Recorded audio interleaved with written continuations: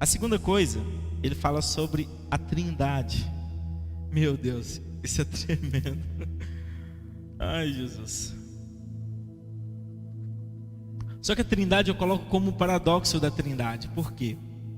A palavra paradoxo significa aquilo que aparenta uma contradição.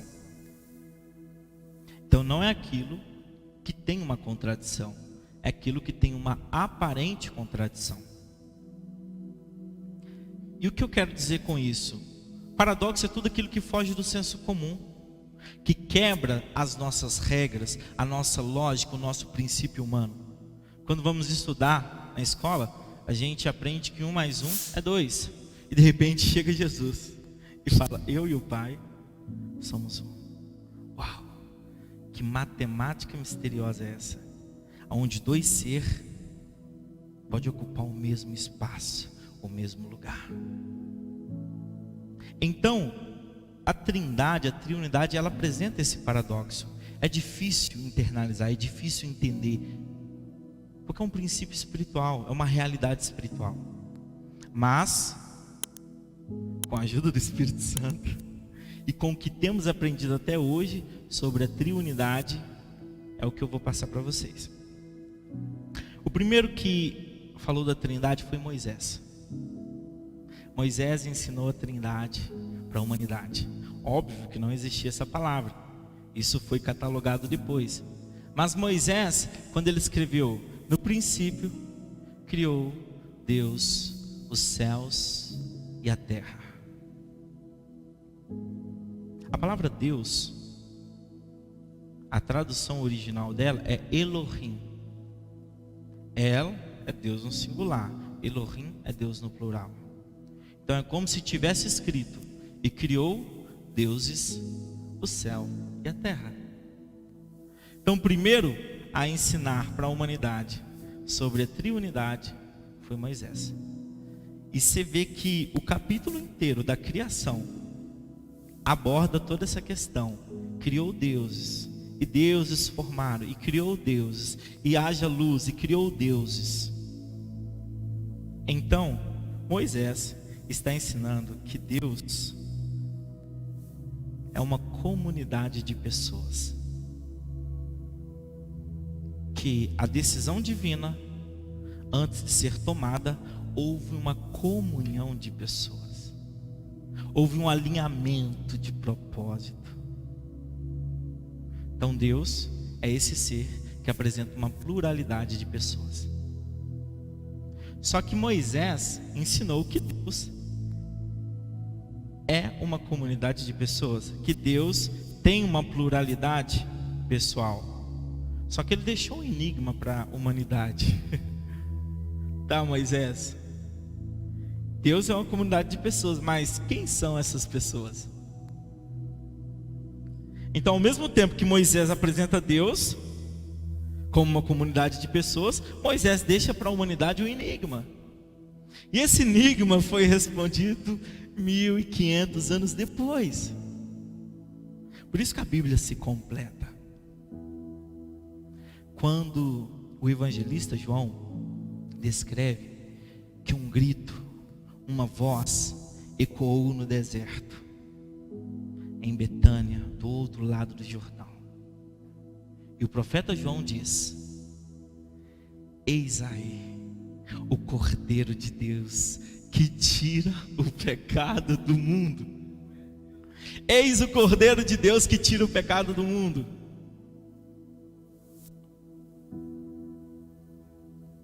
Eu nasci primeiro que ele.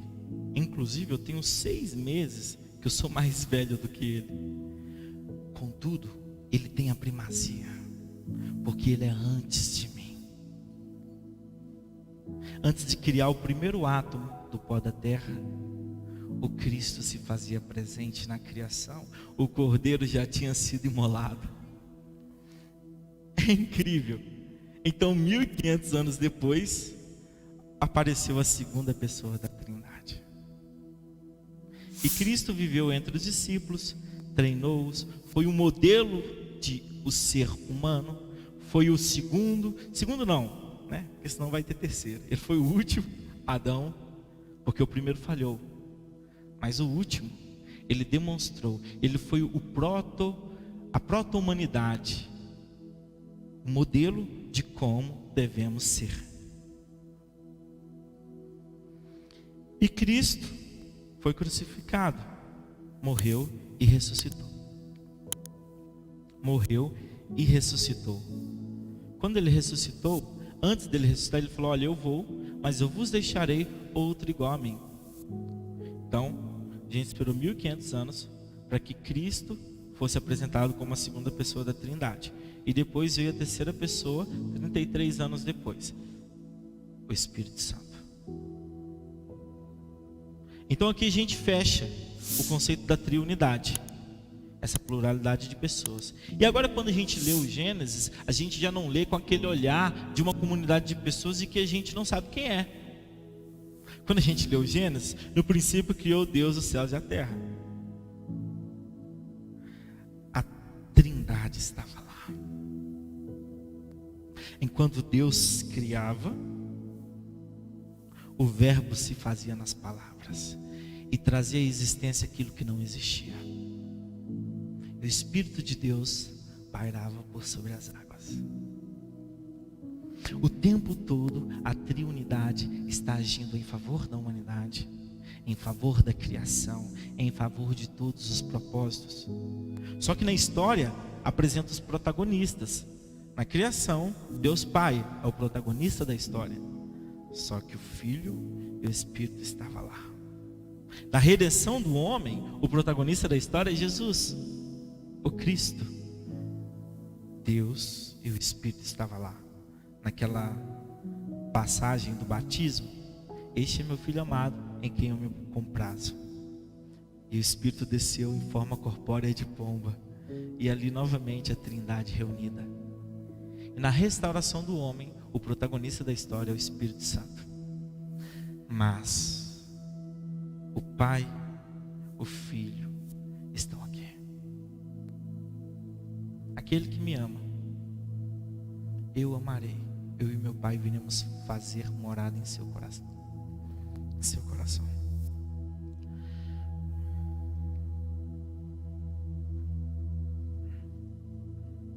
Então a Trindade, essa pluralidade de pessoas.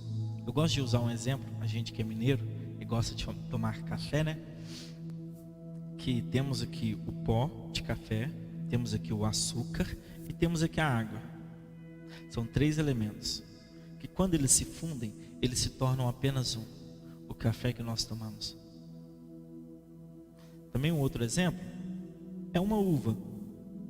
Uma uva não é uma comunidade de uva, mas o cacho de uva é a comunidade de uva. Se você puxa a uva, o cacho vem inteiro. Você ora em nome do Pai, o Filho e o Espírito está presente. Você ora em nome do Filho, o Pai e o Espírito estão presentes. Você ora em nome do Espírito, o Pai e o Filho estão presentes. O talo não é o cacho de uva, a uva não é o cacho de uva, o conjunto. E Ele nos formou assim, uma unidade. Somos esse ser: corpo, alma e espírito. E hoje nenhuma ciência da face da terra consegue dividir esse ser. Porque o corpo está tão fundido com a alma que nós não sabemos onde um começa, onde o outro termina, onde eles se sobrepõem, onde eles se fundem. E da mesma forma é o espírito. O espírito está tão fundido com a alma que nós não sabemos onde um começa, onde o outro termina. Mas Deus sabe. A Bíblia fala que a palavra de Deus é afiada a ponto de dividir juntas, médulas, alma e espírito. Essa unidade que é a mesma coisa. Faz um café, aí depois você consegue separar cada molécula. Isso daqui é pó, isso daqui é água, isso daqui é açúcar. Não, tudo se funde. Você não sabe onde um termina, onde começa, onde eles se sobrepõem, onde eles se fundem. Deus sabe. Então, isso é para entendermos a grandeza da Trindade, a grandeza de Deus. É um pouco difícil associar as coisas, mas eu acredito que Ao longo do processo a gente vai entender melhor.